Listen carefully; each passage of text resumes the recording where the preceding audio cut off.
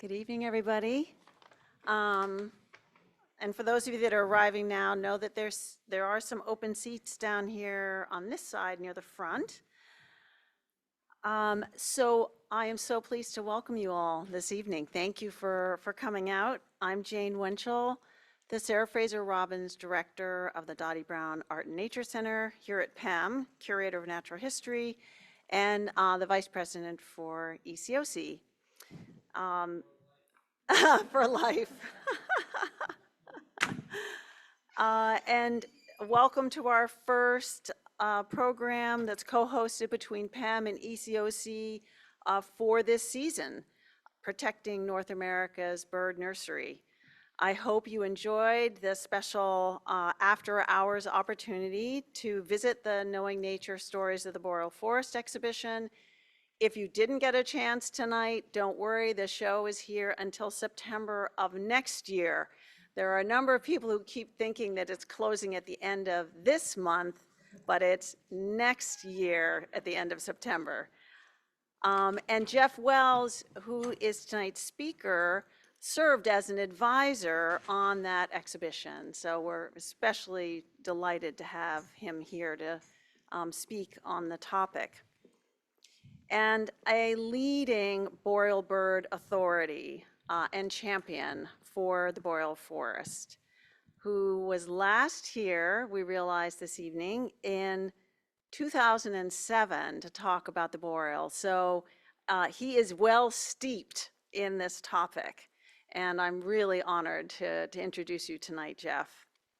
So Jeff Wells is joining us tonight from Gardner, Maine, where he calls home, and is an avid birder there, serves as the Vice President for Boreal Conservation at National Audubon Society.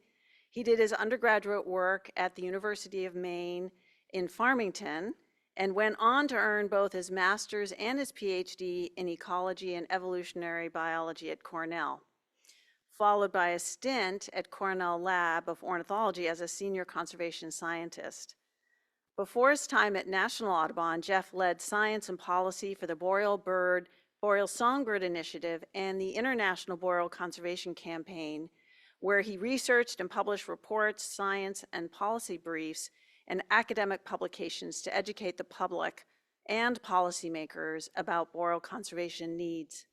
Jeff's current role at National Audubon is actually a return to Audubon, where he previously served as National Bird Conservation Director, and before that as Director of Bird Conservation for Audubon, New York.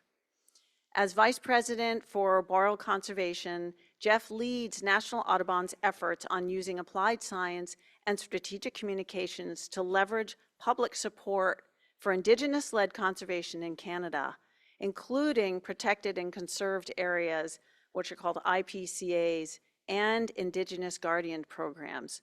Through this work, as you'll hear about tonight, some of the largest new land protections in modern history are taking place that support billions of nesting birds across this globally important biome. Jeff has authored and co-authored numerous books, articles, papers, and reports, including the Birds Conservation Handbook, Boreal Birds of North America, and most recently, Birds of Maine in 2020, among others. So please join me in giving a very warm welcome, a re-welcome to Jeff to PEM. Thank you.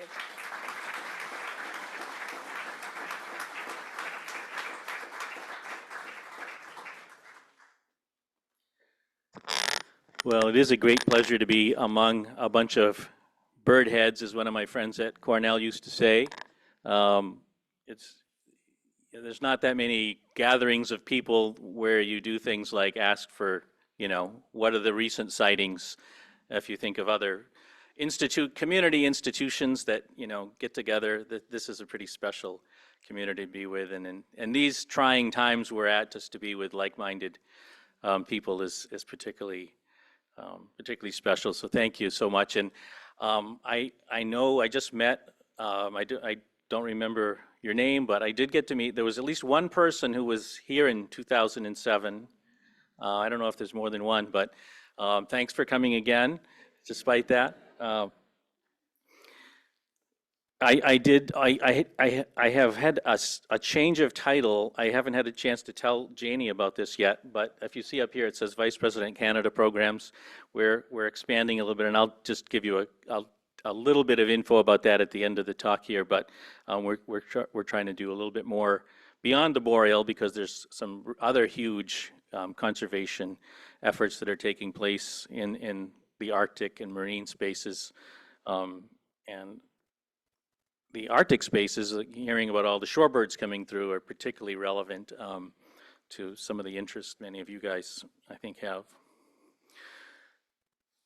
So I want to start off, let's see if I can remember what I have to do to turn the slides here, telling you about an unusual day in birding history. It was May 28th, 2018, and it was a day that is arguably the day that some birders saw the most warblers ever seen in a single day. They estimated over 700,000 warblers passed by them that single day. They were in Quebec, in Tadoussac, about 3 hours to the east of Quebec City, and they just sort of happened to luck into it. They saw in that one day 144,000 bay-breasted warblers, and these are actually pictures from that actual day. They were kind enough, Ian Davies, to let me use these.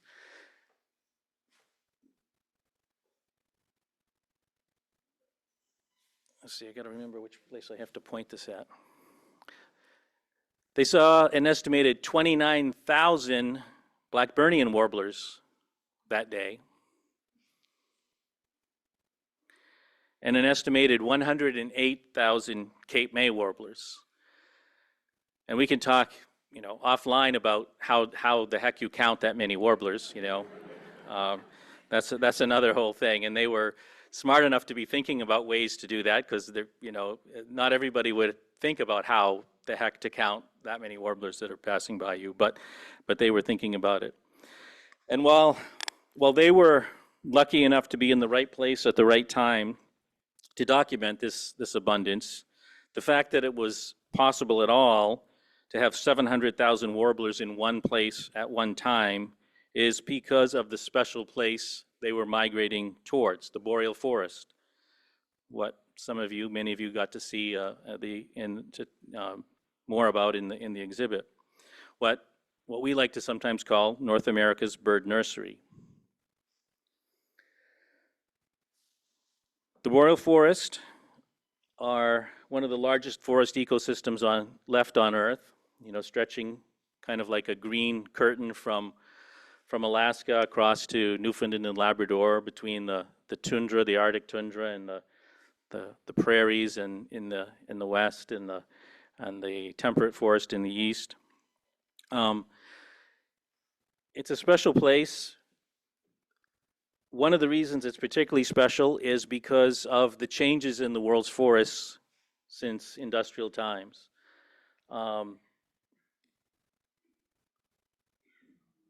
This is the forests that are left that have never been ever cut over, that are never been impacted by large-scale industrial activity. There's really like sort of 5 large areas. I sometimes like to call them the family of 5. And the boreal forest is one of those that contains some of the largest pieces of that forest that's never been cut over. It's one of the last places on Earth where we have a chance to get conservation right before we do something to it, and like we deal with in most of the world, where we're trying to put things back together. This is a place where we haven't messed things up, and we still have a chance to do things right. It is a place of incredible resources, incredible conservation values. You might have seen in the exhibit some of the facts about water, some of the said to be the Canadian portion having the largest amount of surface fresh water of anywhere on Earth. Something like 4 of the world's 10 largest lakes are in the boreal forest. We think of, that includes, and in that list, Lake Superior, but there's some other amazingly huge lakes that we don't often think of, like Lake Winnipeg and Great Slave Lake and Great Bear Lake. Great Bear Lake said to be the world's largest sort of pristine lake. There's a single community of 600 people on a lake the size of the Great Lakes that we know of as massive. The world's, or at least North America's, longest undammed rivers, just so like the Mackenzie River, for example, kind of a Mississippi-sized river that's still undammed. Hard to even imagine in today's day and age, where fish can be moving up and down freely. Some of the world's largest wetlands, and in particular peatlands, and if you look at the area just south of Hudson and James Bay, the Hudson-James Bay lowlands, that is, by many accounts, the world's second largest, or some say the first largest wetland on Earth, one of the world's largest peatlands, and it contains a massive store of carbon. If you think of 10,000 years since the glaciers receded, and a cold place with permafrost where that carbon can stay in the ground, 10,000 years of carbon just stored in those peatlands.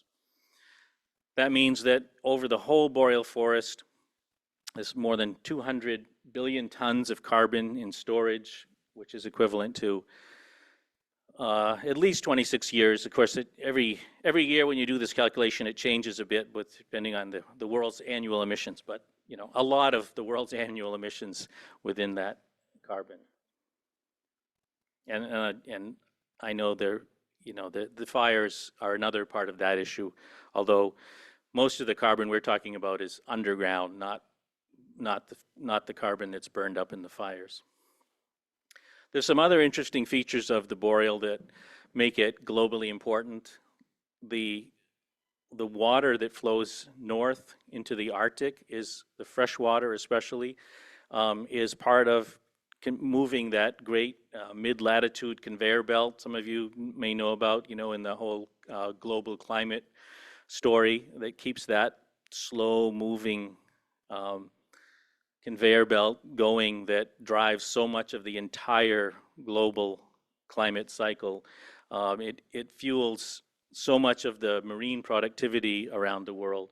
There's a whole bunch of interesting connections that we barely talk about related to the boreal forest. But it's also, this audience won't be surprised to learn, a really important biodiversity hotspot. The mammals of the boreal are incredible.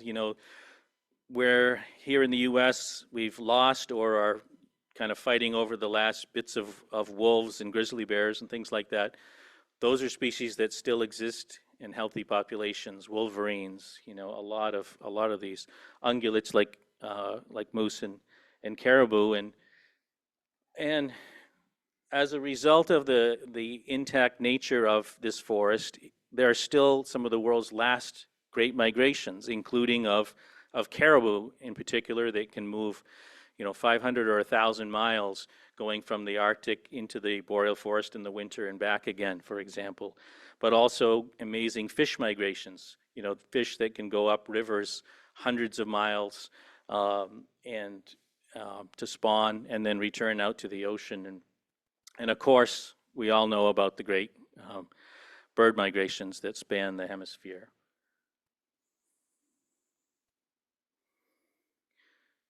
When we talk about the birds, we've done some modeling over the years, and we estimate that there are between 1 and 3 billion, with a B, birds that nest in the boreal forest, and that means in the fall, including right now, there's 3 to 5 billion when you add the young of the year that come pouring out like a sea into most of them migrate, of course, given the coldness of the space they're in. They migrate out and come in the tens of millions night after night across the border to be here in the US, and then many moving further south all the way down to southern South America.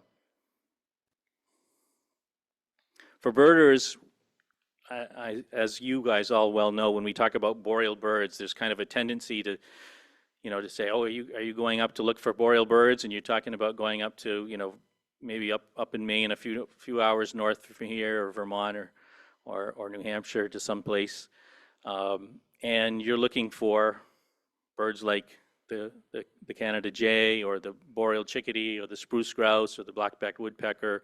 There's a few others, and we think of those as the boreal birds, and they have ranges that look often, very similar to this.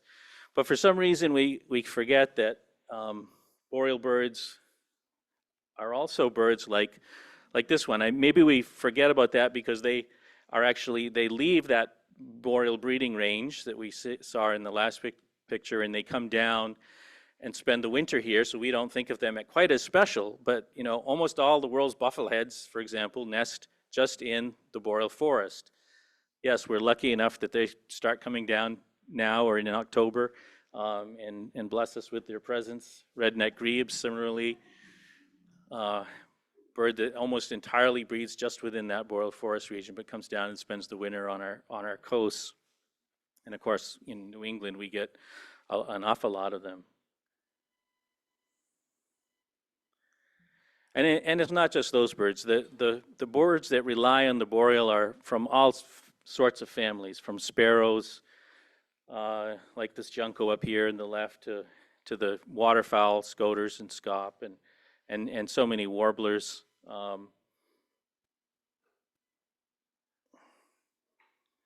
Haven't quite got this sorted out here. There we go.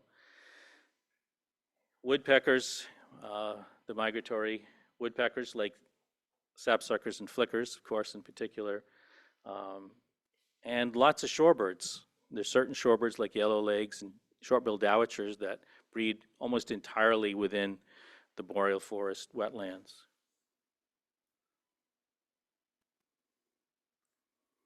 As I said, 1 to 3 billion birds that nest there, almost 100 species that have half or more of their entire global population completely reliant on the boreal forest for breeding, and lots of land birds, waterfowl, shorebirds. There's a special set that have almost their entire range in the boreal. I've mentioned some like bufflehead, but white-throated sparrow, and some of these others that are completely reliant on the boreal. Because the boreal is so large, one of the other sometimes overlooked features of the birds of the boreal is that it allows certain species to have very large populations. And they're some of the birds that we get in the winter and in migration, and we just don't think much about why there's a white-throated sparrow and a junco in everybody's backyard and in every park and in every preserve. It's because there's this great big space where there's lots of them that can nest. All those robins that we see coming down. The Swainson's thrushes, if some of you have been listening for the spring peeper-like notes of them going over in migration, that's starting now and going into the next couple of weeks, and lots of other birds. And these birds, of course, have interesting roles in the ecosystems that they spend the winter in. Another feature of these birds we don't really think much about, but when you think about, if you put 200 million juncos across the U.S., what are they feeding on? What are the seeds they're impacting? If you bring 80 million robins in that are eating fruit seeds and spreading those seeds around, what are they doing in the ecosystems that they're impacting? So lots of interesting questions there. One of the special birds of the boreal that is kind of a signature, I feel like, for the summers in much of the boreal forest, for us, because it's a bird that comes down in a lot of Maine, where I'm from, it's definitely something I think of from my childhood summers, the sounds of the old Sam Peabody, Peabody, Peabody, or Oh Sweet Canada, Canada, Canada song, as my friends in Canada always like to say. Yeah, is definitely one of the great signatures. of summer in the boreal.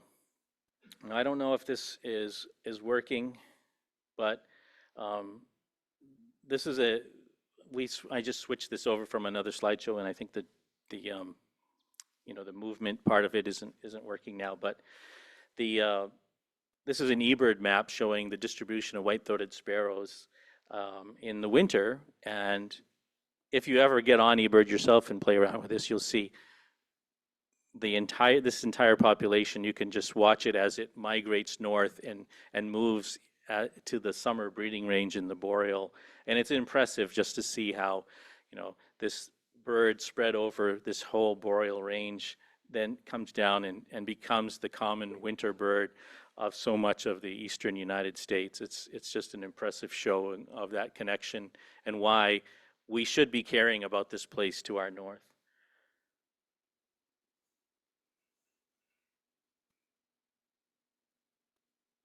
I just can't seem to finesse this slide clicker here. Sorry about that. Whoops. Okay, where are we? Maybe I'll just ask you to click these from now on.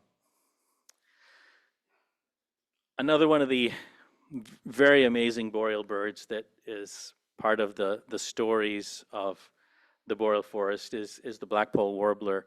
Some of you may have seen, I'm sure most of you have seen the news of the fact that there are almost 3 billion fewer birds now than there were in 1970. And one of the birds, unfortunately, that makes up a large portion of those fewer birds now compared to then is, unfortunately, this bird here, the blackpoll warbler. And we don't fully understand why that is, because its breeding range in the boreal forest is still largely intact. It makes you assume that along the migration route in winter is where it's being impacted. There may be some climate change problems as well.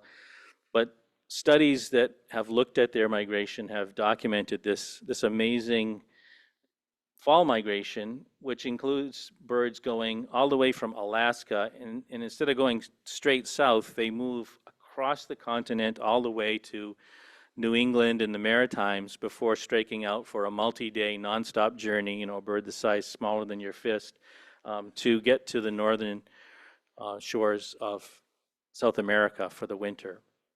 And so these birds are going through some amazing kind of Olympic style sporting events, if you will, every year just for survival.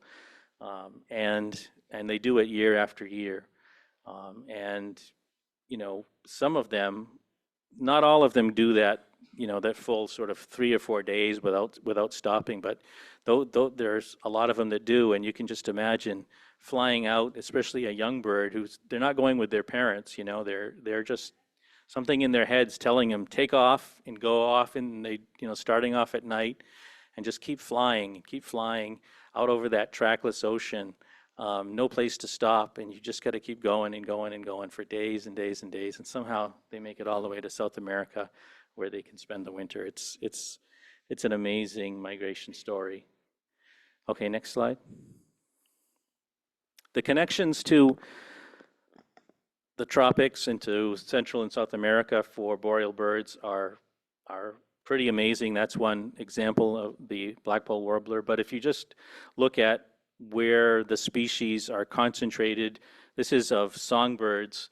For the Ontario portion of the boreal forest, you can just see those brighter orange colors. The darker colors are where more species are located, and you can just see how critical wintering grounds are from southern Mexico on the Caribbean and northern South America, the kind of Andes and edges of the Amazon. So really amazing connections between the boreal forest and the rest of the Americas. Next slide. So while the boreal forest is still one of the last very large intact areas on the planet, intact forest areas, and we see it as one of the world's last great conservation opportunities. It's seen by many in some of the extractive industries as one of their last great economic opportunities. And so the pressures are mounting, and unfortunately with our current federal administration, that pressure has just skyrocketed now with the tariffs and what that's done to the economics in Canada. So, it's not, it's wonderful to say, well, this is all still intact, but its future is being decided day by day by day. So it's a race to see which thing is going to win, essentially. You know, oil and gas, big hydro, mining of all sorts, and the forestry industry and others are all working on trying to extract more economic resources out of that. And how that balance, or if it's balanced, is the question that we're all working on. Next slide. Just to give you a little bit of a feel for what that might mean for certain birds, this is a map showing the evening grosbeak range in orange, overlaid with all of the linear disturbances, which means pipelines, roads, forestry, mining, anything in the boreal forest. And it turns out that the southern part of the boreal is, of course, the most heavily impacted part. It's still about 70% intact, but the southern part of the boreal forest, which is the most accessible to people and roads and everything, is where most of that impact is. And it turns out that the evening grosbeak is a southern boreal specialist. We think of it as this northern bird, and it is, but it only goes in the very southern part of the boreal forest. There's a set of species that are only found in that swath.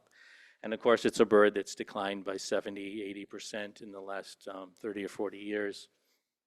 And likely, this has something to do with it. We can't sort of prove that the decline is caused by all of this, but many of the birds that are in the declining category are those southern boreal species that overlap with all of that disturbance. Okay, next slide. So there's been a group of conservationists pushing to rethink how we do conservation, what scale we do it at. And sometimes this has been controversial. Some of this has got into kind of some of the UN goals for what countries should be pushing for. Here in Massachusetts, I know there's Massachusetts Audubon has been kind of adopting this idea of protecting 30% of the land by 2030, which is the new UN goal that was adopted a couple of years ago in the Biodiversity Treaty. And there's other groups that are pushing for even greater conservation of lands and waters. And the idea is that if you look at what species need and what you need to maintain clean air and water, when that kind of analysis has been done, it turns out to be more than 10%, and up to about 50% in some cases. So the new science is telling us we need to protect a lot more than we thought, and sometimes that means we got to restore a lot more than we thought. The boreal forest is a place where you still have the chance to start off protecting something like 50%, let's say, or some very large percentage, versus down here, that's a little tougher. You're going to have to do a lot of restoration work to get lands back in much of the world where there's already been a huge impact. Next slide. So some of those ideas have been applied up in the boreal forest over the years, and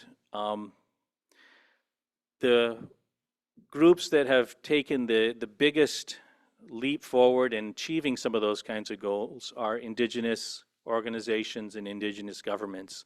They've been really leading the way, and many of those organizations and governments and leaders have been meeting together to think about what is their vision for long-term protection of the boreal forest. And typically, when they get elders together and land users and people who care about these places, they often want to protect even more than 50%. So they really tend to have a very expansive vision for land protection. Next slide. And in fact, over the last 20 years or so, I think the number of amount of land that's been protected in the Canadian boreal region is something like 190 million acres. And, if the size of the state of Maine is 25 million acres, so 190 million acres, that's almost like eight, the state of Maine 8 times. That's how big it is. So we're talking really huge amounts of land that have been already protected, and it just is continuing on. Next slide. There are projects now that are proposed across that entire boreal region, and many of them kind of mind-blowingly large. We're working on one I'll tell you a little bit more about that's half the size of the state of Maine in just one project area. So, it's good news. In this time when we're going through a lot of bad news, it's kind of cool to find that there's something good happening in the world. People pushing something, a vision beyond what we see in most of the world that's going to protect billions of birds. Next slide. As I said, that's being led, thankfully, by First Nations and other Indigenous organizations, governments, Inuit, across Canada.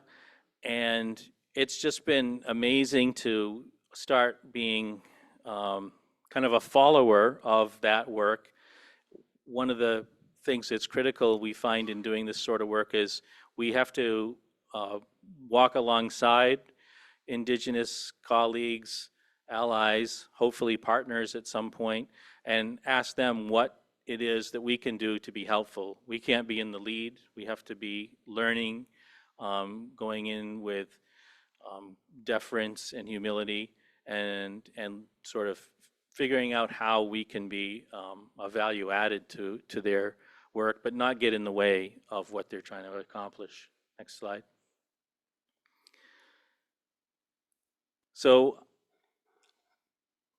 as Janie kind of described in my introduction, I was working on boreal for another organization for almost 20 years, and then brought the work to Audubon about 6 years ago. And we were looking at how we could structure our work to accomplish that goal of supporting those Indigenous-led conservation efforts and Indigenous guardian stewardship type efforts. And so we organized ourselves kind of around 4 themes here. Supporting communications efforts, that's the voices of boreal conservation, trying to increase the knowledge of people about the boreal, and getting the voices of Indigenous allies and collaborators and partners to be part of that. And we have a panel coming up. I don't know if did you or mention that, or are you going to later in January, that's going to be coming with some of our Indigenous allies that'll be coming here and doing a movie and speaking in a panel, and hopefully there'll be some other things like that you'll be seeing more about, and trying to get some more attention in the media for these efforts and this work to build that public support. All of this stuff requires the support of provincial and territorial and federal governments in Canada to move the protection proposals forward. We have a stream of work around boreal conservation science, and then we have a set of work that's intense collaboration with Indigenous allies and partners.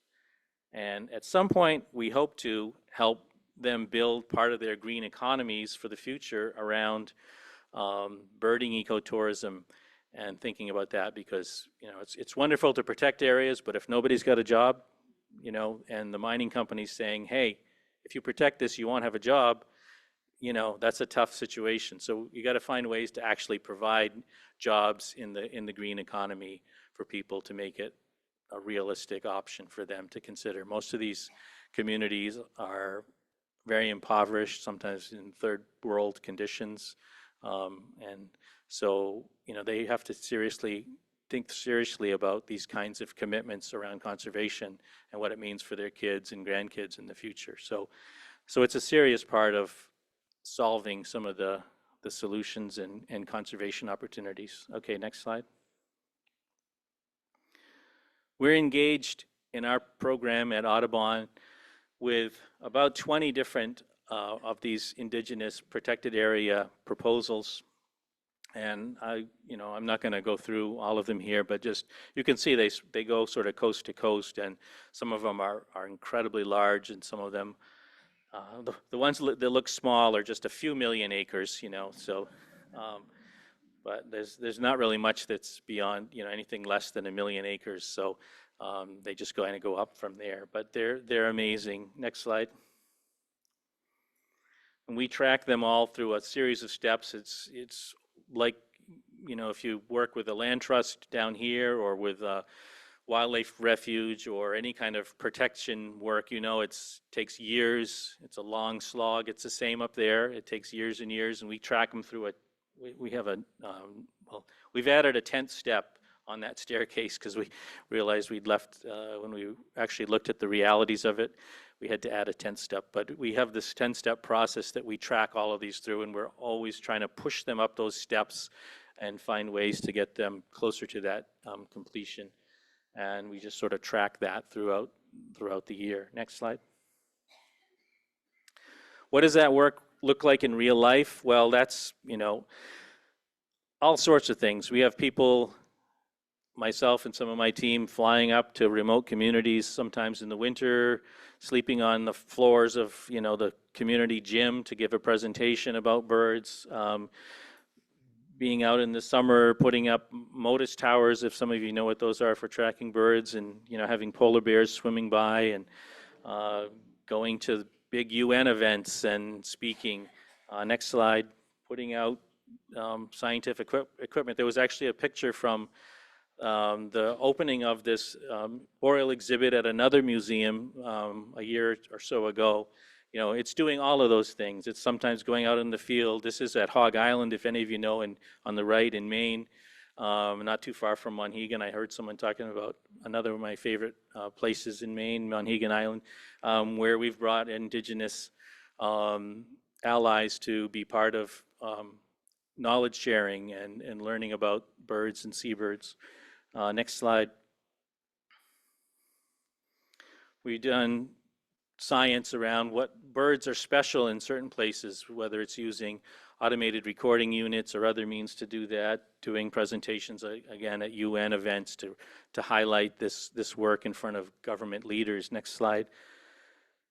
And of course, tons of communications and trying to get things into the media, getting attention, getting eyes. It's a constant job of getting more and more eyes on this, more and more people who care, because it always comes down to governments of one sort or another that have to be convinced to go along with these proposals. Next slide. I wanted to just have a little section here with some words from one of our set of indigenous allies and collaborators, and my helper up there in the booth is going to try to play it for you. My name's Tanya Ball. I work with the Denanyeta Casca Land Guardian Network out of Lower Post, BC. We have been working with Audubon for the last 2 years, monitoring the millions of birds that pass through our area. Today we'll be going up by heli to install these ARUs. The recorders automatically will kick in and do recordings of the bird sounds each day in the morning and night. We download all of the data from the SD cards to keep in-house. We also send them off to Audubon to identify all of the birds for us and then bring all of that information back to our communities.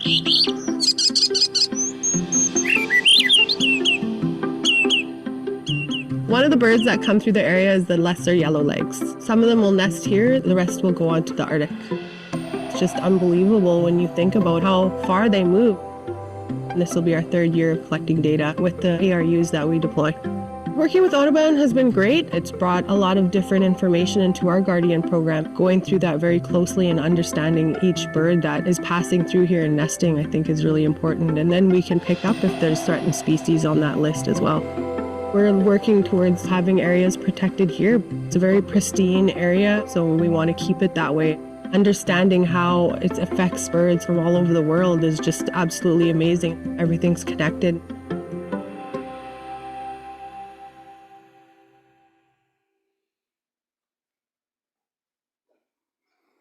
Isn't that great to hear and inspiring.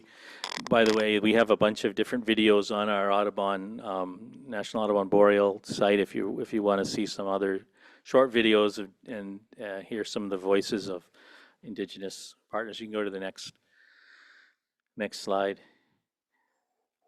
We've even also put some investment in our colleagues down in our Audubon office in Columbia to actually tag some of those lesser yellowlegs that Tanya was talking about that nest in the boreal and in some of the wetlands of Columbia and the Cauca Valley to see if we could learn more about not only their migration routes, back up into the boreal. And you'll see, by the way, that big question mark at the end. One of the interesting issues with the tagging we have is that the towers, the Motus towers that pick up the radio signals from the migrating birds, there's almost none up in the boreal forest. It's so remote, they just have never been put up there. So they go through this whole network across, Central America and the US, and we follow them, and then they just kind of disappear up there. So we're actually working to get some Motus towers, working with Indigenous partners to actually put up these Motus towers in different parts of the boreal. But it's a slow process when you're talking about such a big area and remote places where you have to fly in all the materials, and it's kind of complicated to figure out how to get them deployed. But already we've been learning a lot, and also learning a lot about how they're using some of the agricultural wetlands in the Cauca Valley of Colombia. These boreal birds that are coming down there, they're using rice fields and other kinds of agricultural areas down there. So we're trying to learn more about what's impacting them on the wintering ground. Next slide. I wanted to tell you, just dig in a little bit more on one of the places, the special places that we've been working to support, and that's a place called the Seal River Watershed in northern Manitoba. And you see where that big orange dot is there. That's where the watershed is. It's a 12 million acre watershed with a completely undammed river network that actually extends a little bit up into Nunavut, just to the north, and into a little bit of Saskatchewan. Next slide. This is kind of a close-up of the watershed. And there's 4 First Nations whose traditional territories encompass this 12 million acre area. And just to give you, again, relevance, 12 or 12.5 million acres is about half the size of the state of Maine. And I should have looked up what the size of Massachusetts is probably, like the size of Massachusetts, but I don't know if that's really true. I'd have to look up what the size of Massachusetts is, but what is it? Oh, well, it's like 2 times the size of Massachusetts. I don't want you guys to feel bad, so I shouldn't have mentioned that. But anyway, it's really big. It's a big place. And they're trying to protect, they've formed a nonprofit called the Seal River Watershed Alliance, and they've been working now for years to try to protect this. And we've been able to be alongside them doing various kinds of activities of all sorts, including some work with those ARUs, those autonomous recording units I mentioned. Next slide.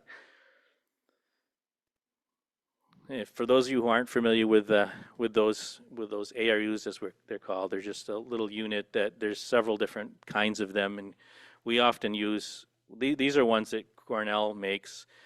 We often use a type that is sold by a Massachusetts company, actually. It's Wildlife Acoustics is the company, and they're very easy to use, so we like them, and they tend to be a little bit more.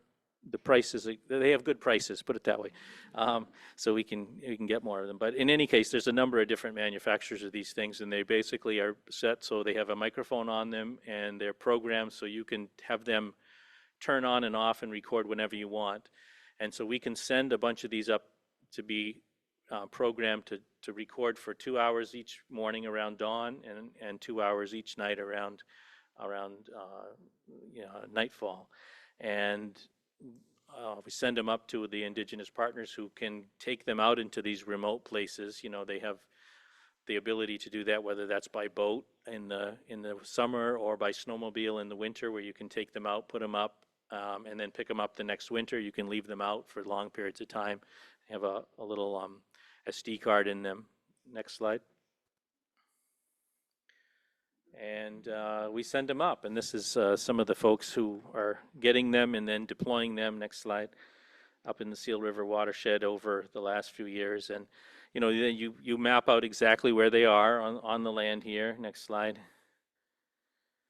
And then when you get the SD cards back, you can start using some of the automated, some artificial intelligence, if you will, machine learning algorithms that are out there that places like Cornell have developed, BirdNet. Merlin uses a similar thing, but it's a separate algorithm. But it's that same kind of idea for those who are into that. And it basically allows you to crank through thousands and thousands of hours that you really wouldn't be able to sit and listen to all of them. Tens of thousands of hours of recordings and find out what's there. And so this is just an analysis of the larger the dot, the more species that were found at each one of those sites. Next slide. And then you can start looking at, this was of the 10 sites this particular year, which species are where and how many, and you can imagine all the different sorts of things you can start doing with that. Next slide. And there's some, you find all sorts of really interesting birds, oftentimes because this place is so little known. Yeah, go ahead and play that.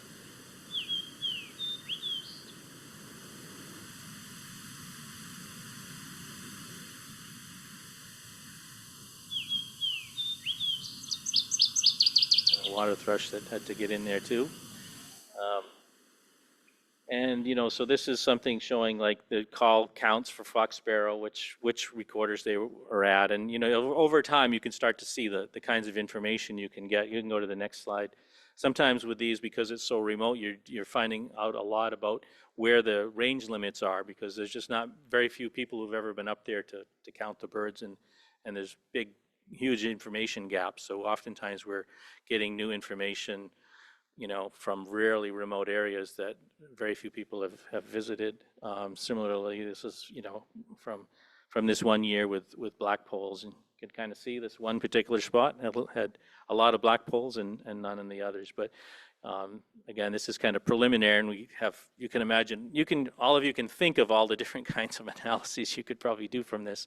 But even if it's just telling you what's there and how many, and maybe how they're changing over time, it can be really important. And we use this as part of the way to leverage, convincing the public and getting media attention for why this place is special. Next slide.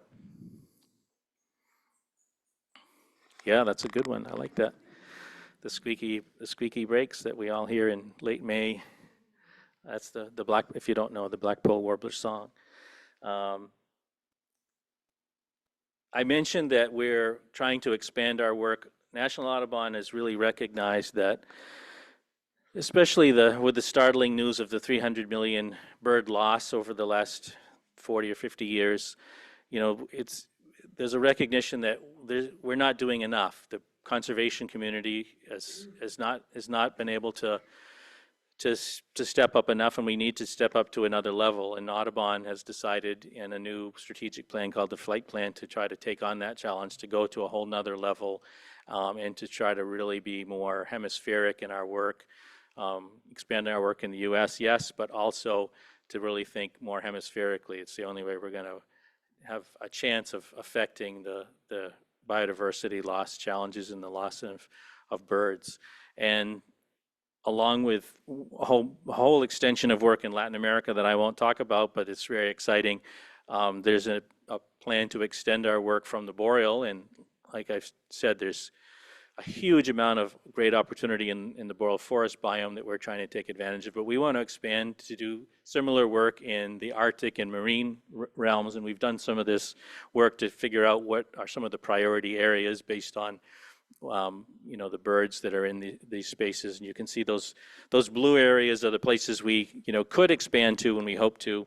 Next slide. The Arctic, huge opportunity, and of course lots of other biodiversity features, not just birds that are found there. Next slide.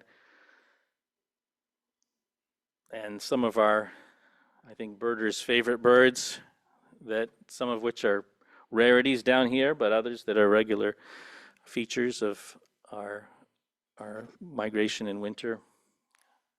And there's something like over 100 million acres of proposed new protected area, so a massive amount of possible new protection that we could be supporting and helping. Next slide.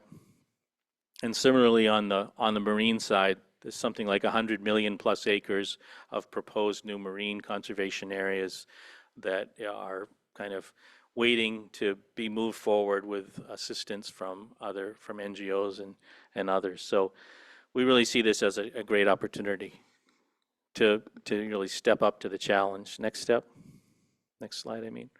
And so this is kind of, our big picture Canada goal. And you can see big acreage amounts and big carbon amounts that we think are in those acreages, and really trying to figure out how we can kind of expand the work to take on that challenge. Next slide. And last thing I just wanted to show you is sometimes when I've given talks on this at other places, people are very interested in what they can do to help. And of course, there's lots of different levels of what that could be. If there's any billionaires out there that, want to support us, I'm always happy to talk. But a lot of times it's something at a little bit lower level than that. So we have had lots of bird clubs and Audubon chapters that do things like put a few $100s or $1,000 or whatever up to buying binoculars for some of the Guardians programs. And this is an example of one where the Pamatuanaki World Heritage Site, which if some of you may have read about, there's one of the things, what do you call them? The panel, that's it. The panels in the exhibit specifically talks about Pamatuanaki. And that's another Manitoba protected area. And we got some binoculars through one of the Audubon chapters to them. Next slide. And this is sort of a funny little map that shows some of the different bird clubs and Audubon chapters and things that have given binoculars to different of some of the indigenous. It's a little out of date now, but different ways to be helpful in the process. There's lots of different ways to do that. Next slide. And a few of the links to some of the things I've mentioned, some of the Audubon stuff, but also the different indigenous organizations that I've mentioned. And I can just leave that up there for a second if you want. If we have time for questions. I didn't look at the time to see if we do, but if we do we have time for questions? Okay, take a picture of it if you're interested enough, and always happy if anybody wants to contact me afterwards to learn more, or contact Janie to get in touch with me. That's probably, I shouldn't offer that, Janie. I didn't ask you about that, but so thank you for being here to listen to this and being part of this.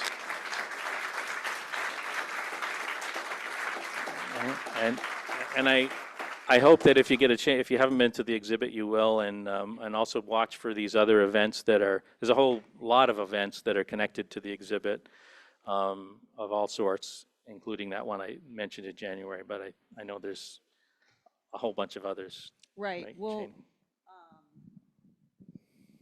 We'll be able to let people know about the programming that's coming up in conjunction with the Knowing Nature exhibition. First of all, thank you so much for your presentation and a career of work supporting this incredibly and vital area of the world. So thank you for that to start with. You're welcome. And I was curious, before I pass this off, when did National Audubon really step up to start supporting these Indigenous-led efforts in the Boreal? Yeah, it's been about 6 years, and the last 4 years in particular, we've been plowing a lot more investment in. Along, we have a small set of staff who support this, but we actually put a lot of financial investment into those indigenous governments and organizations to help them, because a lot of them don't have much capacity. So, this is part of just helping them to get more people power in the communities who can do the work. And then we facilitate a lot of opportunities for people to speak, bringing people to UN events, trainings for young people. And it's been pretty amazing seeing some of the young people who came to Hog Island, and then the next year or two they came, like last year we brought a group down to Colombia for COP16, the biodiversity COP that was held in Cali, and suddenly you see this young guy on stage talking, and he's like a professional, and you've seen him like a couple of years ago, and he was just kind of shy and whatever, and they're speaking up for their communities and speaking up for birds. Some of them have gotten really into birds, and are like putting in eBird records like crazy from these remote places now because they're just so excited about it. And people who are getting opportunities to write, because we're trying to, if somebody wants to write a piece for our website, we try to encourage it and work with it. So people getting lots of different opportunities, and our staff are learning so much because there's so many things we just don't understand, and we try to go in with that humbleness. A lot of times we have that tendency to think we know better, we know how to do everything, and then to learn that you really don't, and to hear an elder tell you the things that you're screwing up on or whatever, and just listening humbly to that and learning. And so we're sort of trying to bring that into more of Audubon, have more and more people have those exchanges. So it's not like it's not a one-way street. We're trying to learn and share and kind of grow together in a bigger community, and that's the part that's exciting, really. Yeah, well, an incredible opportunity. Some questions both Leela and I have. A mic? And Jeff, if we want to contribute to your cause, to whom should we make the check out, and where should we send it? Well, to National Audubon Society Boreal Conservation Program or Canada Program, depending on how much you're interested. But we can talk more about exactly what address to send that to. But essentially, you could do something like that. Yeah. Not that I'm here to be, just for that reason, but you never know. If somebody, that's how you're moved, then that's okay. But there's lots of ways people can contribute. Somebody in the back there. Yes, I really want to congratulate you on this vast project, but it seems to me a lot of it is in a neighboring country. And I'm wondering if you're working with any organizations up there in that area outside, in addition to the local ones, but if there's a Canadian group that will partner with you and help with funding. Well, we definitely have, I didn't mention that, we have a whole host of about at least a dozen NGO partners that we fund. As far as them funding it, that's especially right now, things are getting tighter and tighter in Canada, unfortunately. So the Canadian federal government under the Trudeau administration was putting hundreds of millions of dollars into this effort. In fact, I think they had $1 billion over 5 years or something. So super significant amount of investment. The Carney administration that's just taken over from Trudeau is not as well. They just don't have the ability with the tariffs. It's just wrecking economic havoc. So we're in a tough time right now as far as moving some of. There were a couple of these very large opportunities that we were trying to get over the finish line, and so we're going to be working hard over the next 2 years, which is we think we have about a year and a half or so that there'll still be a Liberal government, even though it's a Liberal government that's it's the Liberal Party when I say Liberal government, so it's the official Liberal Party in Canada. They're generally supportive, but because of the economic problems, the amount of investment that they can do in this is going to be drastically reduced. So we're trying to pick and choose the most strategic ones to see if we can get them over the finish line in the maybe year and a half we have left with a federal Liberal government before as a conservative federal government that'll probably take over, which will be even harder to get these through. So we're kind of in a race right now against time to see how many we can push along that 10-step process as far as possible so that they can't go backwards. That's the thing. And then we may be in a little bit of a waiting game for a few years, or we pick a province that's most supportive. But yes, we work with a whole suite of Canadian NGO partners. Mostly it's our funding them for, they're not really able to bring a lot separately to the table, but some of them do, but not. There's not as many resources in the broader Canadian philanthropic community, either as we have in the U.S. So super important, the resources we're able to bring up there. Probably more than any of you wanted to know about that, but sorry.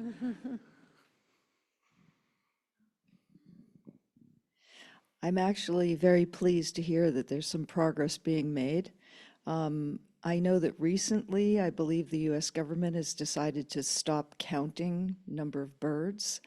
And I think there's a real lack of data, or data is being made up by people in government. So how are we going to make up for that shortfall in the US government? Is there any way to do it so we even know what birds are in decline and all of, the data? Yeah, that's a really good question and point. The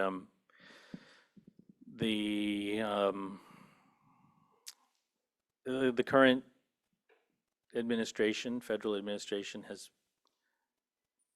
been zeroed out the money for the breeding bird survey, which is the way we measure our bird populations, as well as the bird banding lab.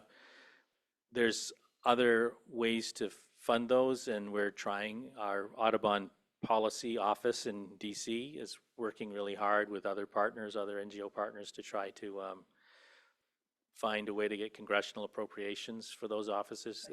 It gets complicated, but the offices sit under bigger offices, and they tried to zero out certain office science-related offices, and they didn't know anything about where the fact that there's a bird, the bird banding lab is in here, or the breeding bird survey is here, and even the waterfowl world, which is made up of many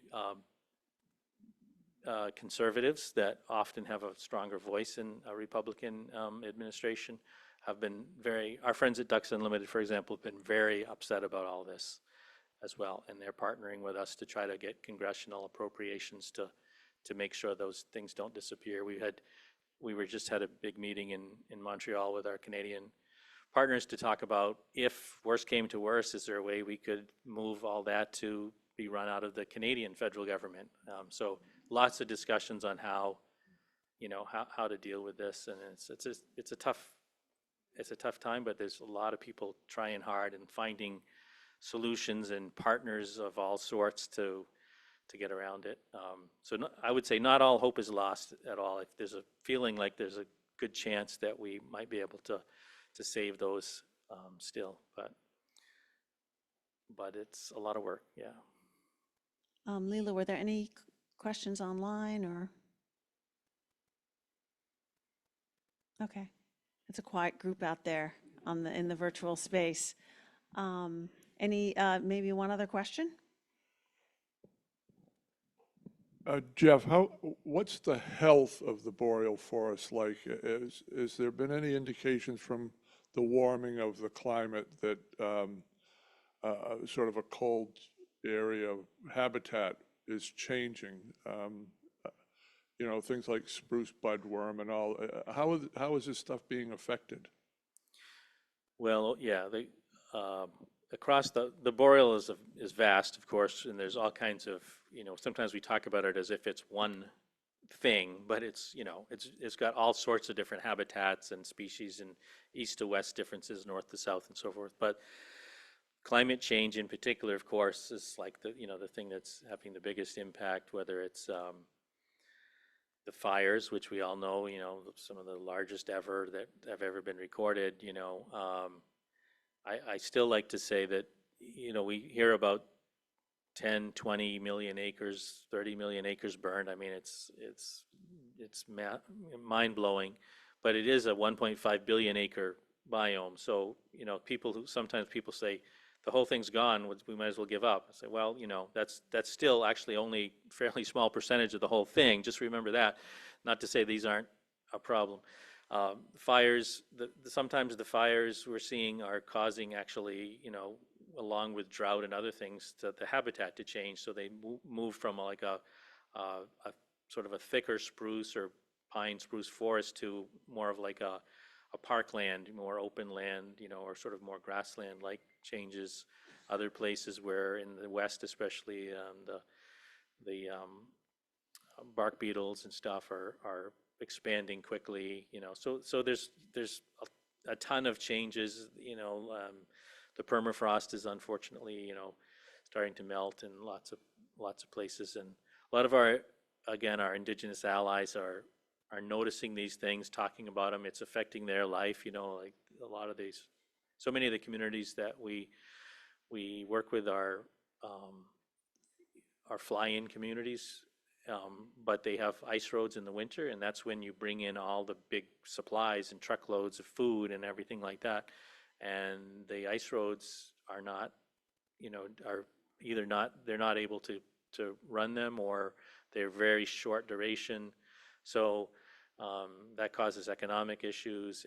So there's just a lot of things that are affecting the communities, along with the ecology of the boreal, and it's a complicated answer because there's a lot of different pieces to it, and it changes from place to place.